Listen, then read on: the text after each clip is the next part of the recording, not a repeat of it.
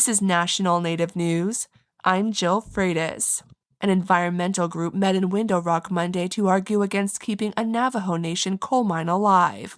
KNAU's Chris Clements reports critics say it would ignore a nationwide transition away from fossil fuels. Members of the group Diné Care, like Devin Norberto, say the permit to extend the life of the Navajo mine by 110 years is rushed. A lot of the concerns we heard were around that the community hadn't been fully notified of this permit. The tribally owned Navajo Transitional Energy Company, or INTEC, operates the Navajo mine in northwestern New Mexico and is pushing for its expansion. Supporters of that proposal argue it's essential to the tribe's economic stability and sovereignty. But Norberto says members of Burnham Chapter, a community near where coal would be mined, weren't properly consulted. It would relocate some of the families within the leasing area that they are trying to mine at. It would force them to lose their grazing lands.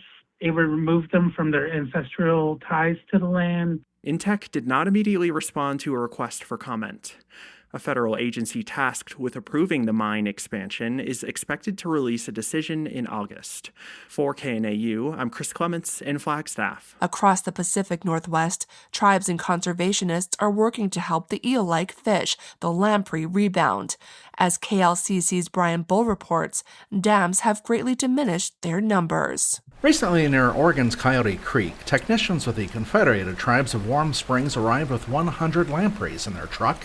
Aldwin Keel introduced himself and his slithering cargo. They're filter feeders. They clean out whatever's in the sediment. That's where they stay for many years before they go out to the ocean. A group of Native educators and students help release the prehistoric critters into the creek. This is a practice called translocation, where adult fish are released in waterways above dams. Courtney Gultz, a lamprey biologist with the tribe, says dam development has had its impact. So these are reintroductions to areas that now do not have Pacific lamprey, and as of today, they now do. The Columbia River Intertribal Fish Commission, or CRITFIC, says lamprey once teemed in the millions through the Columbia River Basin, but only 23,000 were recorded in 2010. Go ahead and release them. Raymond Ellenwood Jr. is a fisheries technician with the Nez Perce tribe. Near Oak Ridge, he and Jared Wiascas released more lamprey. The goal is to have adult lampreys stay and mate, creating little lampreys called amicetes. The amicetes, they burrow into the sand, into the substrate, and they'll filter feed off of the detritus in the river or the stream, And what they're doing is the adults are smelling the amicetes that are upriver in those river systems. They're telling them, hey, that river system's good. There's a good spawning habit. That's where we want to go. If all goes to plan, lamprey released here will start migrating to the Pacific Ocean around 2030 and come back as adults 4 years later. We want to welcome you guys to our annual lamprey celebration. Recently in Oregon City, more than 1,200 people signed up for the annual Yakama Nation Willamette Falls Lamprey Celebration. It's a day of music, presentations, even a lunch with grilled lamprey. CRITFIC's Jeremy Fivecrow says they've updated their plan to include a technical document for scientists, students, and resource managers, and a policy brief for lawmakers. The lamprey has been around 450 million years. We're closer to a T-Rex than a T-Rex was to lamprey. That's how far back they go. So the thought of just in the past 100 years that we could drive something extinct that's been on Earth for that long is terrible. For National Native News, I'm Brian Bull in Oregon City. And I'm Jill Freitas.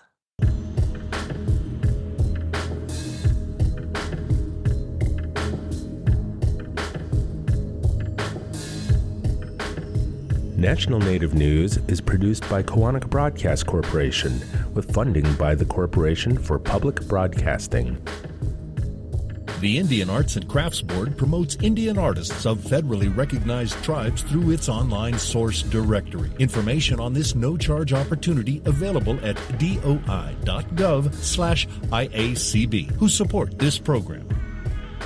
Support by Sonosky Chambers Law, championing tribal sovereignty and Native American rights since 1976, from opioids litigation to treaty rights to tribal self-governance, with offices in Washington, D.C., New Mexico, California, and Alaska. Sonosky Chambers Law.